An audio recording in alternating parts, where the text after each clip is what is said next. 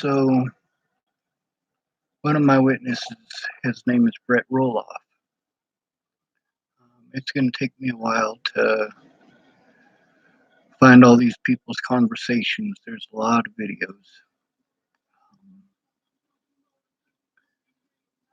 The courts wouldn't do their jobs. The police wouldn't do their jobs. And most of my friends or former friends are addicted to drugs. Right now, I'm going to focus on a guy named Brett Roloff. There's a reason for this. He had a girlfriend named Amber Russell, and she is nuttier than fucking squirrel turds. I went to see Brett Roloff because he was going to help me. He was anti-meth when I knew him in Boulder, but he moved to live with his mom in North Carolina. I was going to see him in 2016 on that Virginia trip. My phone is currently, I used my phone to record my computer here, scrolling through a lot of the evidence. So while it's downloading, I'm going to go through this a little bit.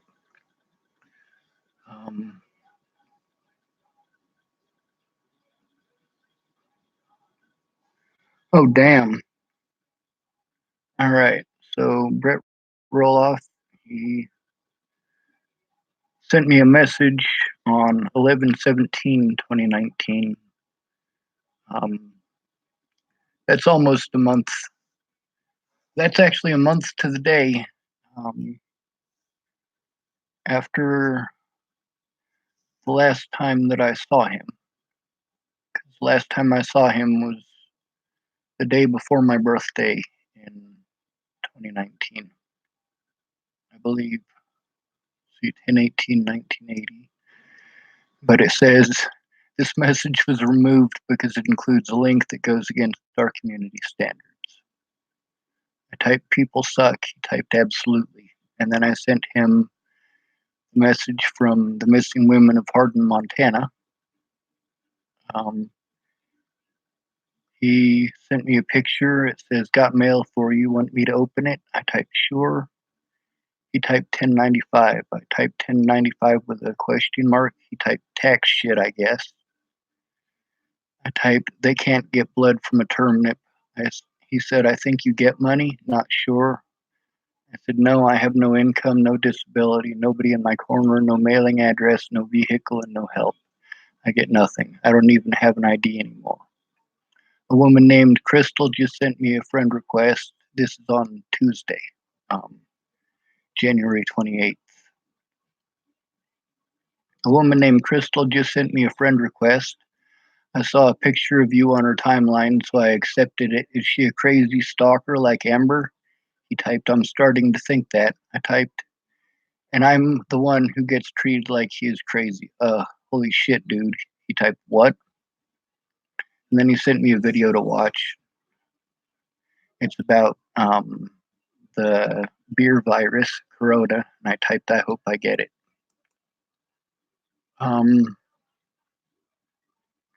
But I'm gonna scroll down until I find Crystal,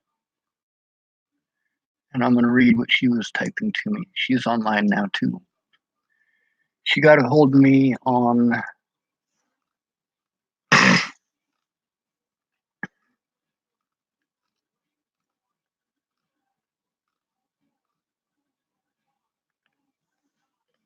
studied at Virginia Highlands Community College, lives in Bristol, Virginia. Crystal Shortridge. I believe it's Shortridge. Yep, Shortridge. On January 28th, 2020, she sent me a friend request. I typed, hello, how would I know you? I just saw a picture of Brett on your timeline. She typed, you don't? I was Brett's girlfriend, but we broke up, unfortunately. Hope he takes whatever time he needs and calls me to come back home. I love him with everything. I typed, he was dating a crazy tweaker stalker lady last time I saw him. It's nice to know he stopped dating her. I hope you aren't a crazy stalker lady too. How did you find out that I exist? She typed, "You talking about Amber? LOL, that bitch was crazy. He told me about you." I typed, "Like what?" She typed, "Oh, nothing bad. Just y'all were really close friends." And of course, fucking Brett's a badass. Even if he is addicted. I typed, "I saved his life. I also recorded him without his permission. I find missing people." She typed, "Oh, that's cool. Wish you could find him for me right now." I typed, "I'll message him." She typed, "Don't mention me, please." Ugh. I typed, "You want him found, but don't want him to know you were looking for him?" She typed, "We just broke up like barely 5 hours ago. He needed his space." I typed, "I don't keep secrets from my loved ones, and I don't. If they don't want to hear it, that's on them." I typed, "I know I," or she typed, "I know I respect that. I mean, if I wanted to push the issue, he wouldn't be hard to find." I typed, "I just hope he was able to get sober." She typed, "From what? From what? Drugs?" And then she typed, "Drugs, alcohol." I typed, "That's usually what people get sober from." She typed, "I'm not a stalker." I typed, "I wouldn't know." She typed, "Do I sound like one from what I said? When he gets the space he needs, hopefully he says I can come home." I typed, "I don't believe your message was properly formed. It doesn't make sense. Please retype it." She typed, "Do I sound like a stalker? I was Brett's girlfriend, but we broke up, unfortunately. Hopefully he takes whatever time he needs and calls me to come back home. I love him with everything." I typed, "You mean he kicked you out, or do you mean it's your home and you want him to come back?" She typed, "He didn't kick me out. It is neither of ours. We are staying with a friend. I left to give him space." I typed, "Yeah, sometimes your undies get clingy. You got to take them off and wash them." She typed, "What the fuck? I'm not clingy. He knows from when we first started that I like to cuddle, hold hands, etc." I typed, "You missed the point." She typed, "What? Fill me in." I typed, "Taking a break means taking a break. If you are already looking up his long distance friends after 5 hours, it means you already went through his local ones. Clingy undies will give you a rash. Throwing them on the floor for a week isn't the same as washing them. Sometimes shit piles up and makes them uncomfy. Then you put them undies back on, full of the same shit that made you take them off to begin with." Then she called me, and then she typed, what about when you start in a relationship and you are completely honest about how certain things bother you and you won't put up with them, and yet the whole time they do exactly that? Look, I not only love him, but I am in love with he is my life." And then she sent me a screenshot, and it says, "Is there any chance in something me?" It's partially cut off, so I can't see it all. "I bought a couple scratchers. Do you want one? Are you okay? Do you need anything?" He typed, "Just time to think." And then she typed, "I hope you want me to come home because you are my life. Take what you need. I'm here waiting. I can't lose you, but I'm letting go."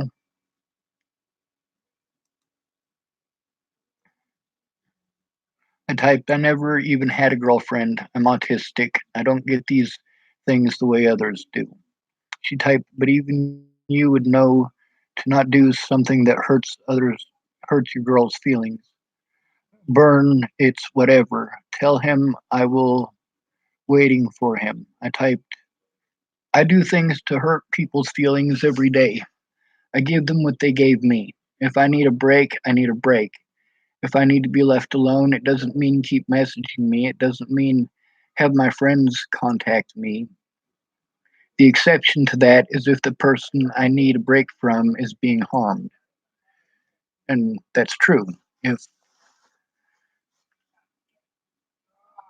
If Miss Peaches was being harmed over something that I said, I would do something about it. I don't want Miss Peaches harmed. Um, because that's what happened to me. I was being harmed over something that Natalie and Alicia said that was untrue. They called me a stalker in Virginia, and obviously the evidence shows that I wasn't stalking them in Virginia. It shows that I was invited. I had a panic attack, was severely dehydrated, and my hospital records show that. She typed, "Okay, I will come get the rest of my stuff and let him go." I typed, "How about just leave him alone for a few days?" And then she called me, and then I called her back to talk to her. She typed, "Did you hear what I said?" I, she gave me a thumbs up. I gave her a thumbs up. She typed, "He was talking to other girls sexually and making plans on meeting them, and just 3 days ago, he left and stayed the whole night with her while I sit upset wondering if he was okay. He ignored everything from me, then shows up at 8:30 a.m. and she is now in my bed." I type, "So are you going to leave or are you going to diminish yourself as a human being and continue to pursue him? I don't need an answer, just something for you to think about." She types, "So this bullshit he says ain't a bit so." Oh, I said it in front of both of them. "You're not worth anything, and that ratchet will leave you a trick to get dope." Dope for this generation is methamphetamines. When I was growing up and people talked about dope, they were talking about marijuana. Go figure. Different strokes for different folks, I guess. I typed, "I'm not worth anything. That's okay. I'm worth something to myself. I hold no ill will toward you. You reached out to me, not the other way around. Did you know women are 3 times more likely to be stalkers than men? They're more likely to get physically violent as well." She typed, "Exactly. And that wasn't towards you. That is what I said to them." I typed, "Ma'am, I want to blow my head off every day. Brett should have made an effort to come forward about what he knew, but he was too fucked up on meth. Every time I think of him, I wish I had a gun, a bullet, and a place to blow my head off where nobody will ever find my body. Every day I hope he will sober up and keep his word. You contacting me about him just makes it worse. I went through this with Amber too. I'm sorry you were going through this, but until he can get sober, you aren't going to be able to get what you want." She typed, "I know, and he is not worthy of my time." Well, actually, he is. Brett's a hell of a good guy. It's just when people are stressed the fuck out, the first thing they reach for is their addictions. So it's tough to get away from those addictions when you're around other people who are using those very same drugs. I suppose I should get back to reading this instead of putting in commentary, though. I type, "You have emotions. You are allowed. I hope you find someone to love you the way you want." She typed, "Aw, thanks." I typed, "I'm not allowed to have emotions. I'm not loved. I don't want you to feel like I do." She typed, "Hun, I'm good. I promise. Bet he won't be using his mouth for a while." Brett Roloff, um,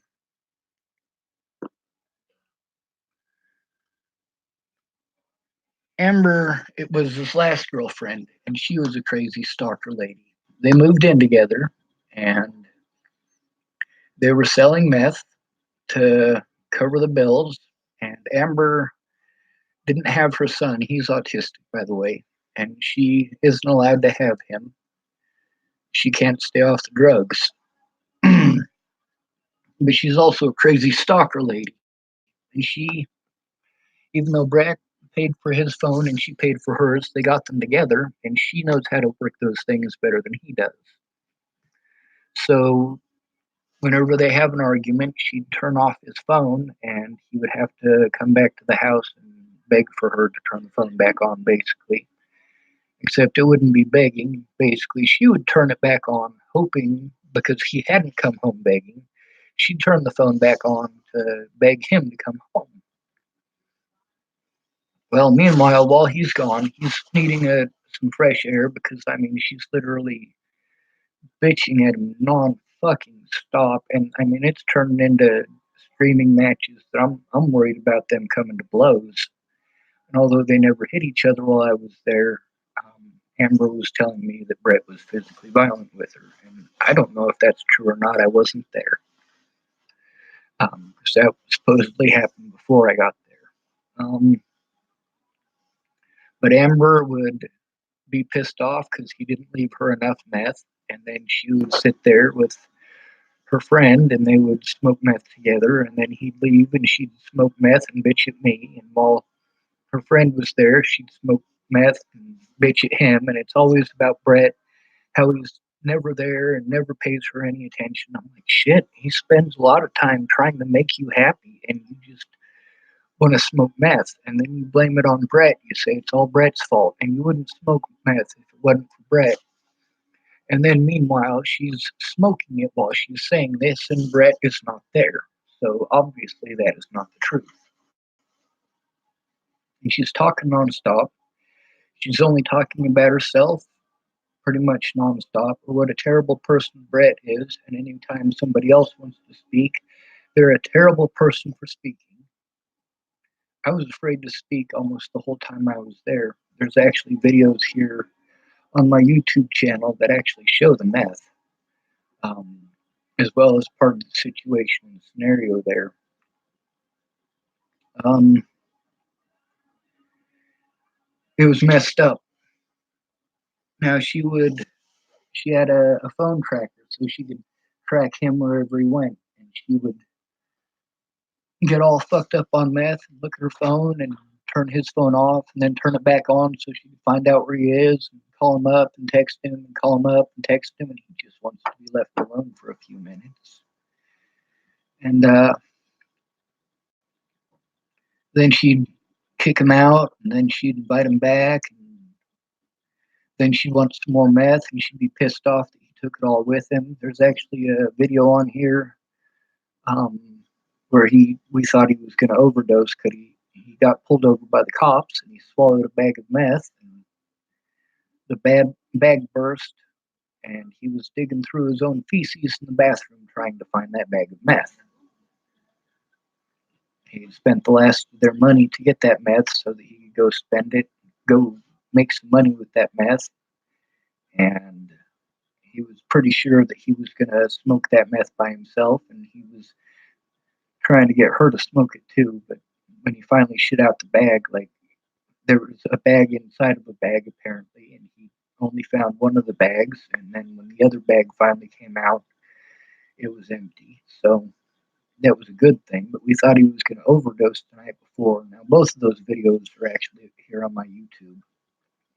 Um, her name was Amber Russell, and I mean, oh my God, she is a fucking crazy stalker wingnut lady. Shit. But also, if you look at Brett Roloff, I mean, he's a good-looking dude. You know, he's got short red hair. He's got a goatee. He's got one of those sexy, gruff voices that women tend to like so much. You know, he's pretty fit. I mean, he's not fat. He's pretty muscular. He's got a little bit of poof to him, but just barely. And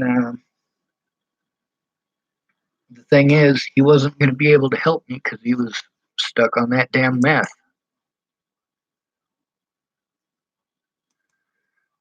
It very much makes it complicated. So now this Crystal lady, you know, she sent me a friend invite like 5 hours after they broke up. And apparently she'd been trying to text him and get a hold of him like that whole 5 hours. Like that's not what a break is. You know, she needs some time away from you. You need to allow him that. Now if he says something that's not true, or people are assaulting you, if people are assaulting you over Brett, then yeah, I can understand that. If Brett told a lie and you're being assaulted over that lie, then yes, I can understand getting a hold of him and asking him to put a stop to it. But I don't understand continually harassing someone just to harass them, just because you miss them and you love them. No, you're fucking chemically induced. You're on methamphetamines, and so is he. You're a fucking crazy stalker lady. And Brett does tend to run into a lot of those people. It sucks. But also, that's something that I've seen my whole life. I grew up in the system. Most of the kids that I was locked up with were the children of addicts, just like me. You can go to the conversation between me and my Aunt Mary where we discuss that. And she also talks about when my dad went to prison and what he went to prison for. I didn't get locked up in the system as a child because I was a bad kid. I got locked up in the system as a child because my parents couldn't stay off the fucking cocaine. Not my fault. Um, but the thing is, after dealing with Amber Russell, I mean, I just felt bad for the guy. Oh, there's some farts. I do apologize. That was rude of me.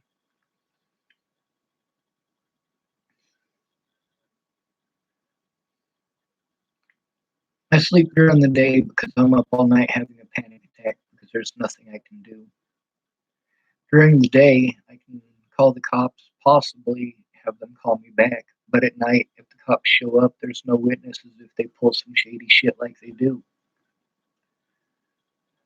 As far as having somebody to go in with me, I have to wait another 6 weeks at least before Molly Smith is going to be healthy enough to come back here.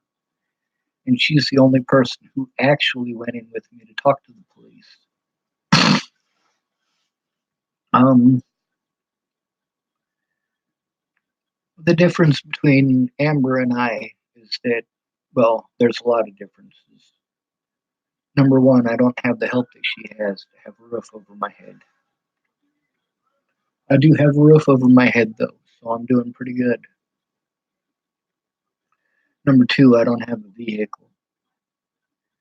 Number three, when I was getting a hold of Natalie and Alicia and Maddie, I was getting a hold of them because I was being harmed over lies that they told. Little harmless white lies that they didn't think would hurt anybody. But the fact is, they did. When you're a pretty girl and you tell a lie like that, when you say somebody stalked you and they didn't, people will do evil and mean shit. They just assume the worst in you. And the thing is, a panic attack is a lot different than being a stalker. Trying to get a hold of you to put a stop to the violence, threats, and harassment that I'm enduring is a lot different than calling you up because I'm in love with you. I can't live without you. No, it's not even like that. But then there's a lot of people that, when they did fucked up shit to me, they didn't want to admit that they did fucked up shit. So then their story changes. Like Amanda, for example, not Amanda Daniels. She's pretty badass. Fuck, I need a new back. But Amanda Engeline, when we were arguing on my YouTube channel here about the way that her and her mother had treated me while I was up there, and also about the way that Miss Jerry had treated me. Miss Jerry did not mistreat me while I was up there. Matter of fact, Amanda didn't really mistreat me while I was up there either. Lana sure as fuck did. But also, Lana had expectations, and I wasn't going to fulfill her expectations. I wasn't going to have sex with her. So, Amanda, months and months and months later, because I told all the fucked up shit that they did, and I actually recorded part of it here on YouTube. Um, well, she started saying, "Well, you were just there because you wanted sex." Like, no, that is not it. See, you are making bad assumptions and baseless assumptions because you don't like me telling the truth about you. Well, fuck you, Amanda. Fuck you. I'm going to speak out no matter what.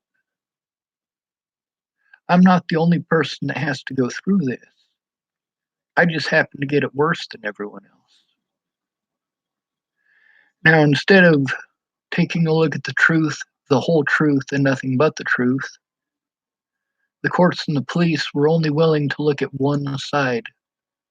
To this day, the police have outright refused to look at any of the evidence that I have to show. My phone, what it's doing is actually downloading a lot of the evidence that I had to show. I went through this computer that I'm using right now is not the computer that I've had for the last 6 months or so. The computer that I had while I was in Rawlins, Wyoming, it was it doesn't have a camera on it. The camera is up there at Lana and Amanda's in South Dakota, and obviously there's over 1,000 videos here. That's a lot to go through, and there's a lot of videos that never made it to YouTube. They're in that little sidebar there, the pictures portion of Windows 10. So going through those to find the evidence to show everybody just takes a shit ton of fucking time. The video that I'm downloading, it's almost 30 minutes long, and I basically just scrolled through about a couple of months of 2019 and the very beginning of 2018. And there's thousands upon thousands of screenshots in between the two. And that video is still 25 minutes long. And I was scrolling through on most of it and just pausing for a few seconds here and there when I would see something that, was really important. Like when I saw Michelle's name, when I saw Jerry's name, when I saw Tim Beeson's name, Natalie's messages between her and I, the videos of different places that I had been, and the stories that I told are true. And I saved evidence that those stories are true. And that's what I was scrolling through.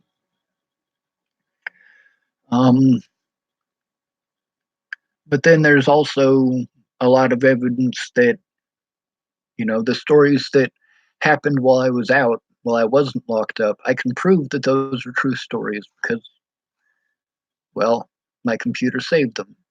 But then there's the stories that happened in jail, and I don't have access to their video cameras.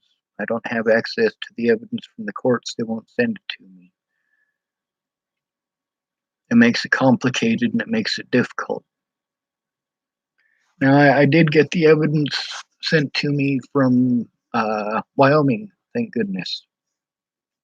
And between that evidence that they sent from Wyoming and the conversation that I had with Ray Ray, if you type up Ray Ray while searching my channel, you can hear that conversation. At the very beginning, it's very much her just venting and pissed off. But as we get into it a little bit, you realize that I was telling the truth about the things I said while there. About her hitting the kids, about the kids lying about food, about me trying to keep them safe, about their mother being a meth addict, about her mother stealing my tattoo equipment and another person's tattoo equipment as well. About the fact that all Ray Ray had to do was mop up the floor. It was a cup of coffee that I threw on the floor. But they want me to pay $1,500 restitution for a machine that got broken. I'm like, I didn't break a machine. I threw that coffee cup on the floor. But I suppose they probably needed a new machine, or either their machine didn't work or they wanted to upgrade it or something, and they figured they'd take advantage of the situation and try to get money out of me for it. They're not going to get any money out of me, though. Oh, it froze up. But none of my public pretenders would do their jobs, and I don't have the money to just continually going back and forth and back and forth and back and forth. I'm not safe in Rawlins, Wyoming. There is no safe place for me to be there. There's no shelter there. The police already got it out for me there, obviously. They're assholes. The way that I was treated every time that I tried to turn in police officers was fucking insane. I recorded a lot of police interactions. There are at least 20 police interactions, maybe more, that are also recorded here on YouTube. Those aren't attached to the For Peaches the Liar video. There's a bunch of videos of evidence, paper evidence that I had to show, and that's not attached to Peaches the Liar either. There's also a lot of evidence of the situations I was in, a lot of the heroin addicts, a lot of the meth addicts, a lot of the situations I was in with mental health that prove I was trying to get help, but no matter what, it was just falling through the hoops. And none of these people understand what it's like to be actually homeless. Um, with Brett Roloff, he understands what it's like to be actually homeless. He's been there. And although Amber Russell was pissed off that I recorded them and their drug use and their drug sales and things of that nature, Brett is obviously still my friend regardless. He's somebody who still cares about me regardless, and I care about him. Yes, he's an addict, but I still love him. But my older brother's an addict, and I still love him too. And as much as I don't want to admit it, my little brother, the child molester, I still love him. I also have recorded conversations with several of the women who my little brother was sexually predatory towards, and they're on my YouTube here as well. See, while some folks want to say I'm talking shit, I saved evidence that I was telling the truth and got eyewitnesses to back up the fact that I was telling the truth.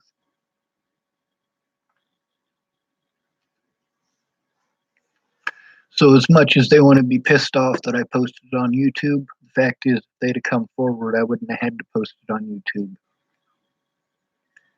If they'd have done something to stop the abuse and help me to get to a point where I was safe from predators, from actual predators, not pretendy predators like me. Yes, I actually had to pretend to be a predator to try to get an honest day in court. How fucked up they would go in with me ever actually did. Don't tell me anything you're not willing to tell the police. And I've said that from day one. Do not tell me anything you are not will the police. Because if you don't go to the police, I will make it public.